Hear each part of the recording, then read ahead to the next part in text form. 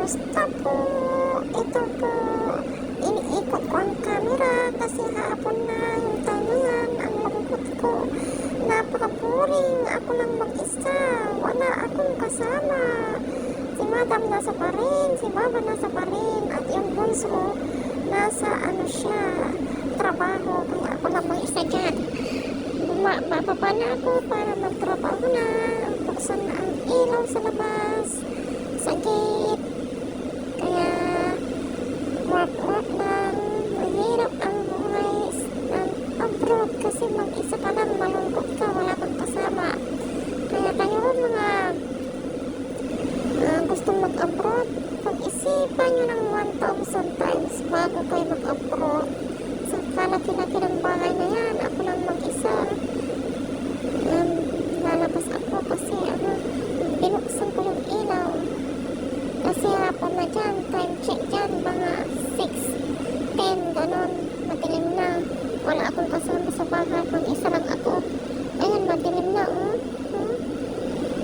Ewan, pero hindi na rin ako natatakot. Nasanay na ako sa bahay, parang bahay ko na rin, parang ginagawa ko na rin na bahay ko. Ako lang mag-isa. Tapos lalabas ako dyan, maglilinis ako dyan sa labas kasi nabuboring na ako pag lagi din nagsiselfone at nakahiga. Tatapon yata ako ng basura dyan. Ayan, maglilinis ako sa labas kasi mahalikabok at pinatanggal ko yung sasakyan. Kahit walang mga ginagawa ko na ang dapat kong gawin para pagdating nila wala din silang masabi na sabihin ay nag-upo-upo lang ako, nagsilpon-silpon lang. Kaya madilim lang lilinisin ko yung lahat. Marami namang tubig galing yan sa yung pinanghuhugas ko, tubig yan galing aircon, tumutulo. Matipid si Baba, sinasahod niya lahat ang tubig, ayaw niya nang may masayat. At marami ding tubig na ulan. Nandyan mga nandoon, ayun yun.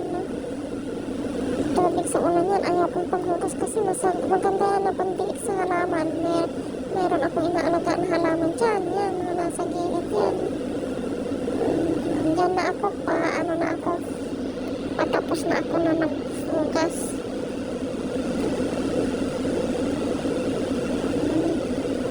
Kaya kayong mga maaarte, huwag na kayong mag-abroad. Baka hindi nyo kakayanin yung mga trabaho namin dito sa abroad. Kaya mag-isip kayo habang hindi pa kayo mag-abroad. Pag maarte ka, huwag ka nang mag-abroad. Pag maarte ka sa pagkain, huwag ka nang mag-abroad. Maarte ka sa trabaho, huwag ka nang mag-abroad. Ayaw mong magbilat sa araw, huwag ka nang mag-abroad. Diyan ka na lang sa Pilipinas. Kasi dito, walang ayaw-ayaw. Lahat ginagawa, lahat kinakain. Kahit kumakain ka, tatawagin ka, mag-uutos.